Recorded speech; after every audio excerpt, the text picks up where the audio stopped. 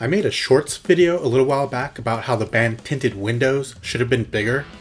You know, you can lead a horse to water.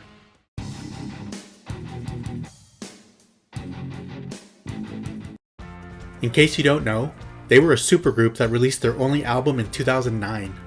On paper, they seemed to have everything they needed for success.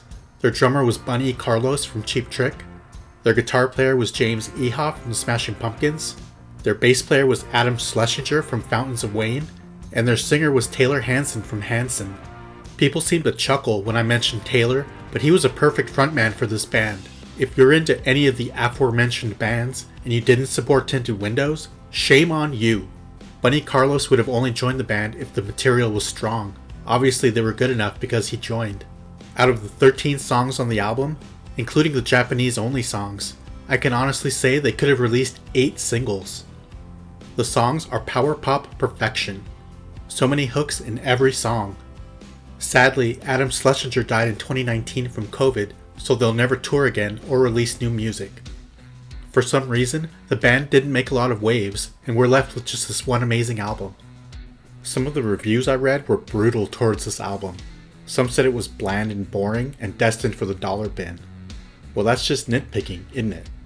More positive reviews said their brand of melodic rock reminded them of The Cars, The Knack, Big Star, and Cheap Trick. I love it, and that's all that matters to me. They made 3 videos for the songs Kind of a Girl, Messing with My Head, and Back with You. Supposedly they were throwing around ideas for some new songs before Adam's untimely death, but nothing ever came from it.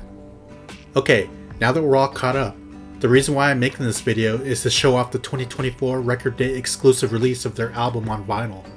It's limited to 1,800 copies. I'm not a vinyl type of guy. I prefer MP3s and CDs before that. I love that. It's all hook-riddled, fast, and ephemeral, and if you don't love it, your tie's too wide. And timelessly fun. A few days after Record Store Day, I saw Bun E talking about the release. I didn't think too much about it, but I immediately texted my friend who was also obsessed with this band. He actually does collect vinyl. I was basically texting him to see if he knew about it, and if not, to make him feel bad for not getting it. His excitement got me thinking maybe I'd like to have one since I collect music memorabilia. Plus I could rub it in his face that I got one and he didn't. I looked on eBay and they were selling for over $100 even though they retailed for just over $30. I started calling some local record stores and none of them had it in stock. My friend was frantically calling stores also. There was one store that didn't pick up their phone, so I drove there hoping to find it. My heart was racing as I got out of my car and I walked into the store. After desperately looking where it should have been, I asked if they had it in stock and they said no. My heart sunk. It just wasn't meant to be. There was no way I was going to pay an outrageous amount for it on eBay.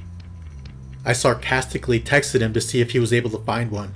He called me and said Amoeba Records in San Francisco had 5 copies in stock.